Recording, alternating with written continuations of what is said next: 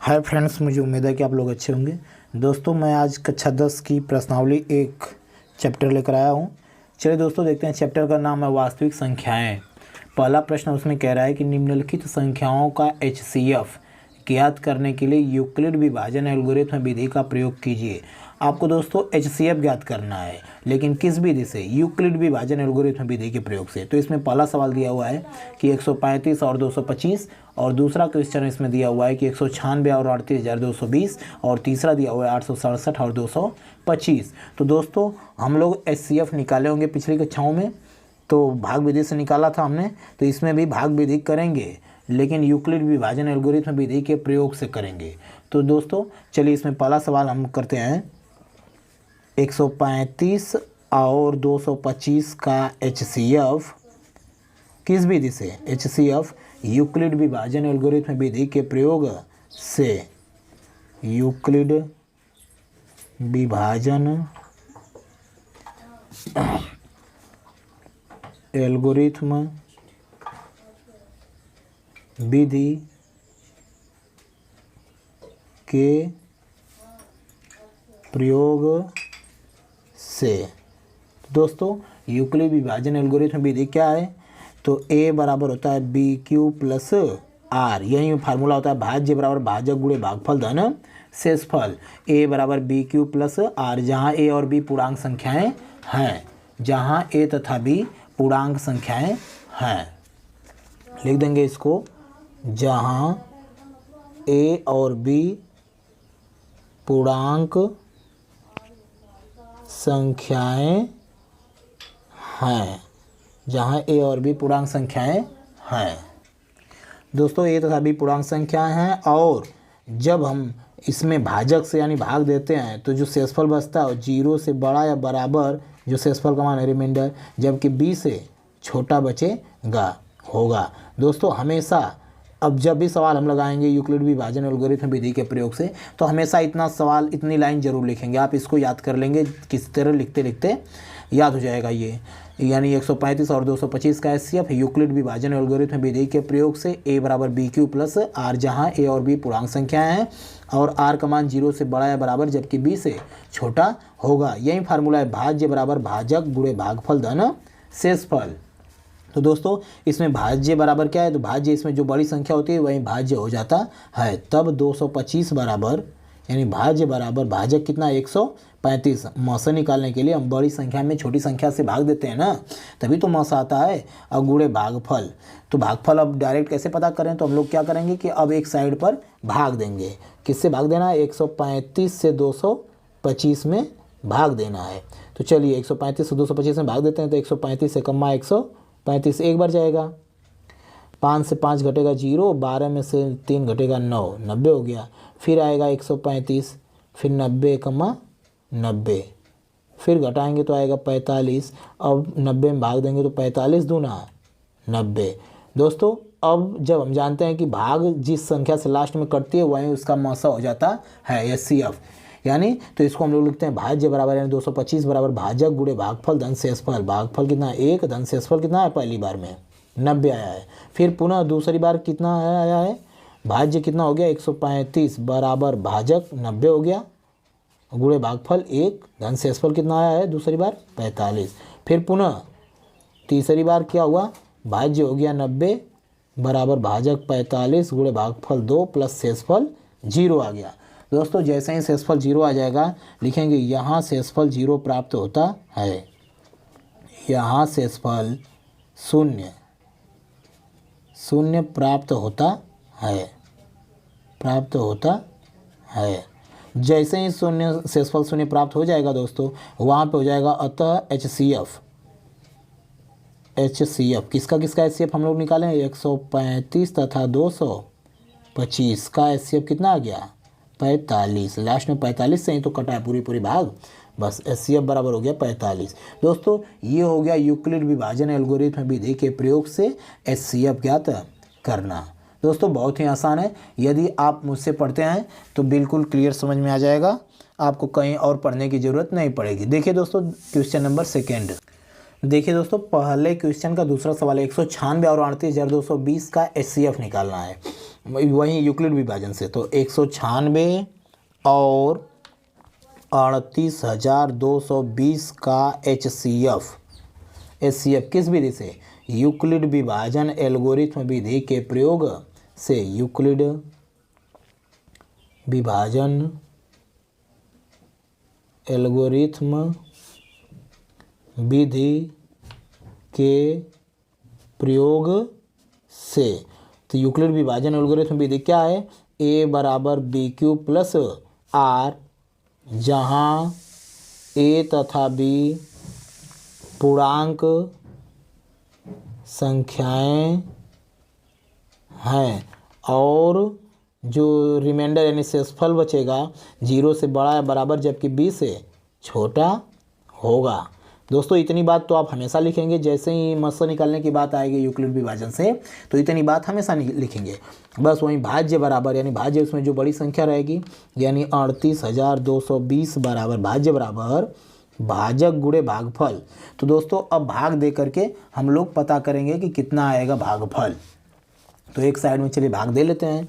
तो 196 से भाग देना है 38,220 में, तो एक बार जाएगा तो आएगा 196, फिर 12 में से 6 घटेगा 6, फिर 17 में से 9 गया 8, 2 में से गया 1, फिर 2 उतरेगा, फिर 9 बार लगभग जाएगा।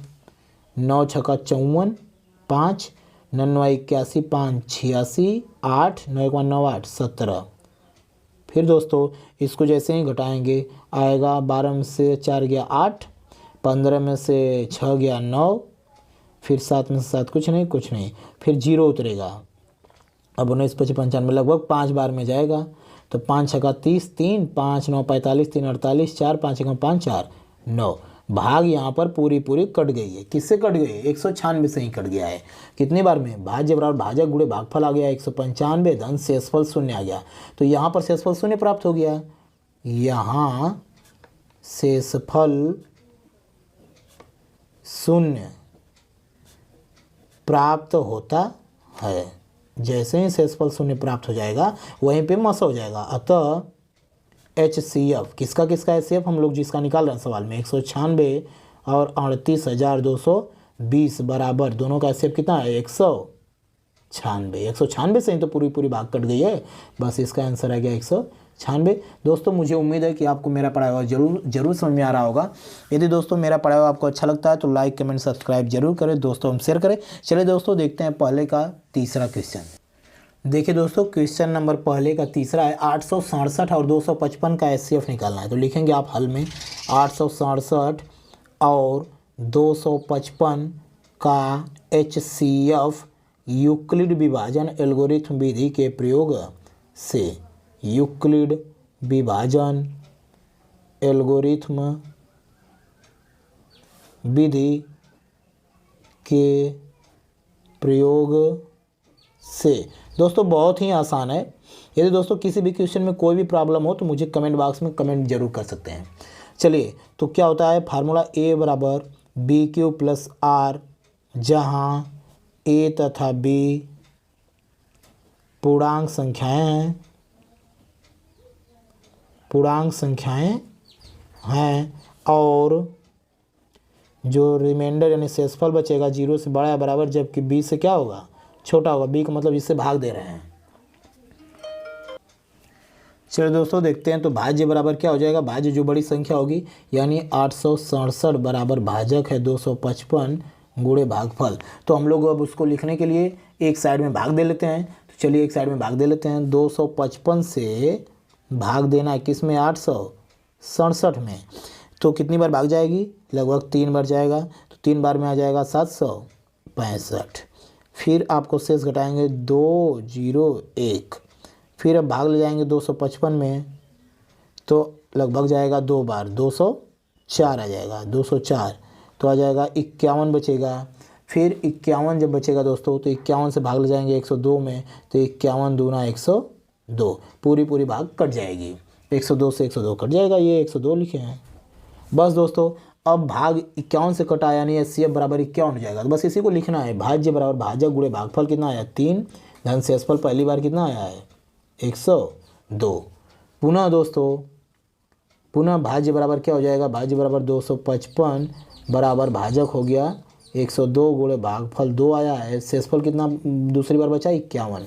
फिर लास्ट में एकदम हो जाएगा भाज्य बराबर 102 बराबर भाजक 51 गुणे 2 धन 0। यहाँ शेषफल 0 प्राप्त होता है, अतः HCF बराबर वही वाले ऊपर जैसे लिख रहे हैं पॉइंट, यहाँ शेषफल 0 प्राप्त होता है, बस इसको आगे लिख देंगे लास्ट लाइन, अतः HCF बराबर कितना हो जाएगा HCF दोनों का 51। ये हो गया दोस्तों आंसर। मुझे उम्मीद है दोस्तों कि आपको मेरा पढ़ा हुआ जरूर समझ में आ रहा होगा। देखिए दोस्तों चलते हैं क्वेश्चन नंबर 2 की ओर। देखिए दोस्तों क्वेश्चन नंबर 2 है, यूक्लिड विभाजन एल्गोरिथम विधि के प्रयोग से 240 और 228 का HCF ज्ञात कीजिए। तो दोस्तों हल में आप वहीं लिखेंगे 240 तथा 228 का HCF किस विधि से, यूक्लिड विभाजन एल्गोरिथम विधि के प्रयोग से, यूक्लिड विभाजन एल्गोरिथम विधि के प्रयोग से। तो यूक्लिड विभाजन एल्गोरिथम विधि के प्रयोग से करना A बराबर BQ प्लस R, जहाँ A तथा B पूर्णांक संख्याएं हैं, A तथा B पूर्णांक संख्याएं हैं और जो रिमाइंडर बचेगा 0 से बड़ा या बराबर जबकि B से छोटा बचेगा होगा। दोस्तों बस वही फार्मूला, भाज्य बराबर भाजक गुणे भागफल धन शेषफल। तो भाज्य क्या हो जाएगा, सबसे बड़ी संख्या भाज्य बराबर भाजक हो गया 228 और भागफल कितना आएगा, तो इसके लिए हम लोग एक साइड में क्या करते हैं भाग दे लेते हैं। 228 से 240 में क्या करेंगे भाग देंगे। तो चलिए भाग दे लेते हैं, 228 से कमा 228 बचेगा 12, फिर भाग देंगे 228 में, तो एक बार जाएगा 12 कमा 12 बचेगा 10, फिर 12 9 108। भाग पूरी दोस्तों आपको 12 से भाग चली गई है, यानी HCF बराबर 12 हो जाएगा। तो पहला स्टेप क्या है, 240 बराबर 228 गुणे 1 धन 12, पहली बार शेषफल बचा 12। पुनः दोस्तों आपका पुनः दूसरी बार आ जाएगा 228 बराबर 12 गुणे 19 प्लस 0। यहाँ शेषफल 0 प्राप्त होता है, यहाँ शेषफल 0 प्राप्त होता है, अतः